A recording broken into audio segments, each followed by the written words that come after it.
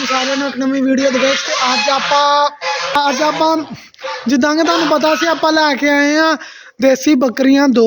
ठीक है, अज मैं तुहानू बकरियां चेक करवाना, माशाअल्लाह उन्हां साइज चेक करवाना, नाले वो प्रैगनेंट आ या नहीं प्रैगनेंट किद्दां वा मैं तुहानू सारा सीन चेक करवाना। नाले तुहानू मैं दसांगा मैं किन्ने दियां खरीदियां।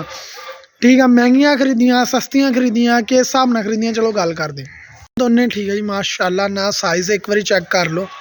आ बकरी है, एक बकरी आ माशाअल्लाह, एक बारी साइज चेक करो। ठीक है, वो जी जगह तो ना चारा खांदियां आईयां। ठीक है, तो इस टाइम ना साइज चेक कर लो। रजियां रुजियां कोई खास नहीं हैगियां क्योंकि खुला खाना खांदियां, इदा नहीं खांदियां। ठीक है, तुहाडे सामने हो गया, चेक कर लो बकरियां का साइज। देसी पट्ठा वा, दोनों ही पट्ठा वा। आ तकरीबन 1.5 महीने की हैगी प्रैगनेंट, इनू दो महीने फुल पूरे 2 महीने आ। सोचते होंगे कि यार जड़ियाँ बकरियां वा अगर ज़्यादा प्रैगनेंट होने की वजह तो ज़्यादा भजन या दौड़न तो की नुकसान होंदा। हाँ बई नुकसान होंदा वा, तो बहुत ज़्यादा इफेक्ट करता वा। तो मैं तुहानू वो भी बकरी चेक करवाना जिन्हें अज अपनी प्रैगनेंट के दौरान अपना बच्चा ना पहले ही मतलब 3 महीनों का सीगा, 5 महीनों बाद सुनती आ। मतलब बच्चा पैदा होंदा वा, तो 3 महीनों बाद ही इन्होंने बच्चा फेंक दिता, जिन्होंने आप कहने यार सून टाइम तो पहले सुना या कोई मसला बनया तो उन्हें सुट दिता। ठीक है, ये है ना हुण सुटन दी। ठीक है, जेब्स वगैरह। ठीक है, तो इनके सुटन की वजह भी तुहानू दस दें, तो उनके भी ना आन के ना कैमरे ऑन किए, कैमरे ऑन करके उनकी रिकॉर्डिंग चेक करनी शुरू की। मैं कहा मैं देखिए मसला बनया कि या बकरी नू। बाद चो देखा जोड़ा एक बकरा से ना साडा लाल बकरा, उन्हें ना काफ़ी देर तक उन्होंने तंग करता रहा। तो तंग करन की वजह तो ना बहुत ज़्यादा देर तक उन्होंने भजाया, पूरे हाथ ही 2-3 चक्कर लवाए।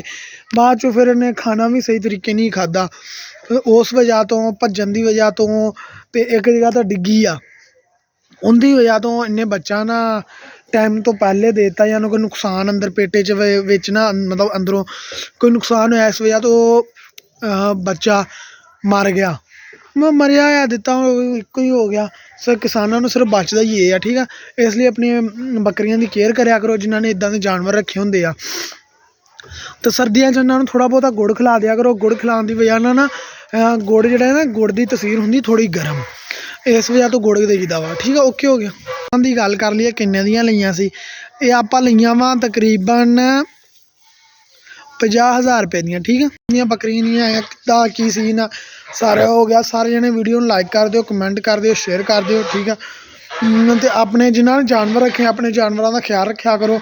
छोटी छोटी जी नुकसान दे चीज़ां ना वो ना होन दिया करो।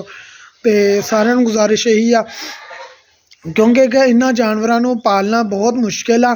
हर बंदे का वाजा रोग नहीं गा। एक बारी जोड़ा बंदा काम करता होवे ना, उन्दियां भी एक बारी चीकां पै जांदियां। ठीक है, तो मैं अपने भाई की तुहानू दस दिना हुण थोड़ी गल।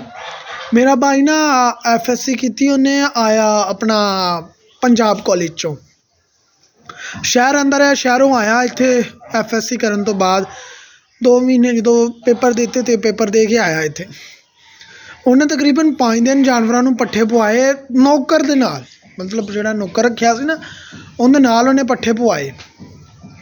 उहदे नाल पट्ठे पवाने के बावजूद वो इन्ना तंग आ गया सी कि उन्हें कभी काम नहीं किया सी। पहले भी बहुत ज़्यादा वो काम करता रहा, मगर वो इन्ना तंग आ गया उन्होंने दिनों के विच नौकर दे नाल काम करन दे वजह तो इन्ना तंग आ गया। कहता मैं जो मर्जी हो जाए मैं हुण नौकरी कोई करनी जो मर्जी। हुण वो भाई आर्मी च। ठीक है, तुहानू पिछले दिनों जिद्दां के व्लॉग तुहानू पता कि भाई आया सीगा, बिस्कुटां वगैरह अपने लैके आया, तो ओके हो गया। ये जानवरों का काम बहुत मुश्किल है। अगर तुसीं कहो ना इहदे च मुनाफा एवं ना जरी जिहा वा, जरी जिहा मुनाफा वा। ठीक है, तो अगर कह लीए मुनाफा इन्ना कोई नहीं होंदा खास, मतलब जरी जिहा मुनाफा है वा। मुनाफा वही है जो तुसीं खुद काम किया तो उहदे तो बचना। अगर इदा जिद्दां कि हुण अपनी प्रैगनेंट सी बकरी, वो सून तो पहले ही मतलब हो गया, इदा वड्डे जानवरों च भी हो जाता वा साडियां नाल। मैं तुहानू सारे गल दस दी है। ठीक है, बकरियां के बारे इदा वड्डे जानवरों नाल भी हो जाता, जोड़ा बच्चा सुट देंदे पहले बच्चा भी कोई कहते कोई फल भी कहते आ, तो फल साडे लई इदां ही आ कि इदा वड्डे जानवरों च भी हो जाता, जिद्दां गाई मझ इन्ना च हो जाता वा ਠੀਕ ਆ। ਤੇ ਕੇਅਰ ਬਹੁਤ ਜ਼ਿਆਦਾ ਕਰਨੀ ਪੈਂਦੀ, ਸਰਦੀਆਂ 'ਚ ਤਾਂ ਬਹੁਤ ਜ਼ਿਆਦਾ ਕੇਅਰ ਹੋ ਜਾਂਦੀ ਆ। ਓਕੇ ਹੋ ਗਿਆ, ਸਾਰੇ ਜਣੇ ਵੀਡੀਓ ਨੂੰ ਲਾਈਕ ਕਰ ਦਿਓ, ਸ਼ੇਅਰ ਕਰ ਦਿਓ, ਕਮੈਂਟ ਕਰ ਦਿਓ।